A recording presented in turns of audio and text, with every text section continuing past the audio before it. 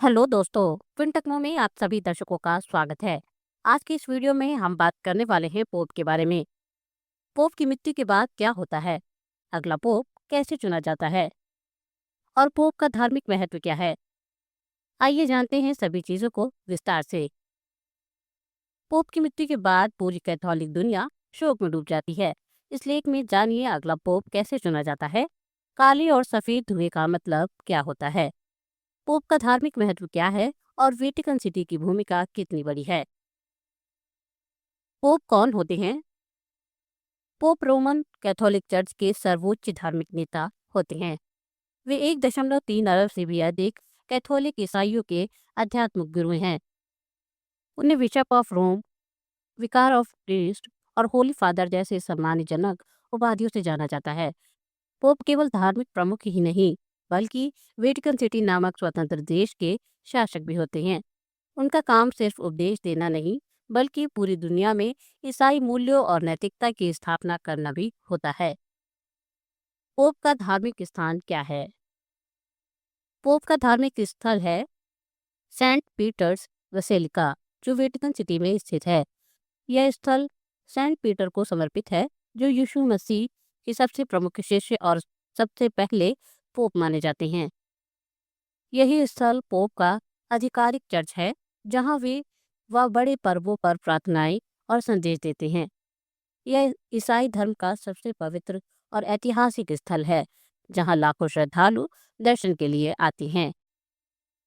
Pope की मृत्यु की पुष्टि कैसे होती है? पोप की मृत्यु की औपचारिक पुष्टि वेटिकन का कैमरलिंगो करता है। वह पोप को उनके बपतिस्मा नाम से पुकारता है और यदि कोई प्रतिक्रिया नहीं मिलती तो मृत्यु की घोषणा होती है।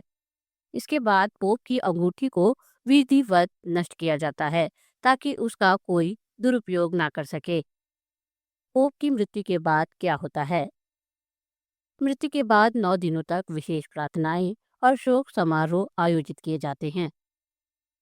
पोप का पार्थिव शरीर सेंट पीटर बेसिलिका में दर्शन के लिए रखा जाता है। दुनिया भर से श्रद्धालु वेटिकन सिटी पहुंचते हैं, ताकि उन्हें अंतिम श्रद्धांजलि दे सकें। इन 9 दिनों के दौरान चर्च की कोई नई नीतिगत घोषणा नहीं होती। अगला पोप कैसे चुना जाता है? इस पूरी प्रक्रिया को कॉन्क्लेव कहा जाता है, जिसका आयोजन सिस्टीन चैपल में होता है। इसमें 80 वर्ष से कम आयु के सभी कार्डिनल्स भाग लेते हैं। मतदान गुप्त रूप से होता है और एक उम्मीदवार को चुने जाने के लिए 2/3 बहुमत चाहिए होता है। वोटिंग तब तक होती है जब तक कोई एक उम्मीदवार को पर्याप्त मत नहीं मिल जाते। काले और सफेद धुएं का मतलब क्या होता है? हर वोटिंग राउंड के बाद मत पत्र जलाए जाते हैं। अगर निर्णय नहीं होता तो विशेष रसायनों के साथ जलाने पर काला धुआं निकलता है, जिसका मतलब होता है कि अभी कोई नया पोप नहीं चुना गया। जैसे ही कोई पोप चुन लिया जाता है तो सफेद धुआं निकलता है और पूरी दुनिया को यह संकेत मिल जाता है कि अब नया पोप मिल गया है। नया पोप कौन बन सकता है? अभी कोई निश्चित नाम नहीं है, लेकिन कुछ संभावित नाम सामने आते हैं, जैसे कार्डिनल पीटर टक्सरन अफ्रीकी देशों के लिए प्रतिनिधित्व का प्रतीक है। कार्डिनल लुइस टगले फिलीपींस एशियाई कैथोलिक समुदाय की प्रिय। कार्डिनल मैटो जूपी इटली यूरोप में एक अनुभवी कार्डिनल, लेकिन अंतिम निर्णय केवल कॉन्क्लेव से ही लिया जाता है और ये पूरी तरह गोपनीय होता है। पोप बनने के बाद क्या होता है?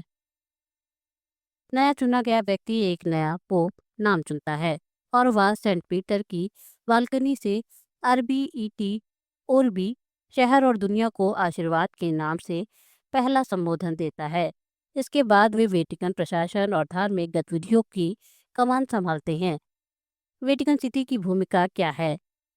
वेटिकन सिटी दुनिया का सबसे छोटा स्वतंत्र देश है, लेकिन धर्म के क्षेत्र में इसका स्थान सबसे ऊंचा है। यह रोमन कैथोलिक चर्च का केंद्र है। पोप यहाँ के शासक होते हैं और उनके अधीन चर्च की वैश्विक नीति बनती है।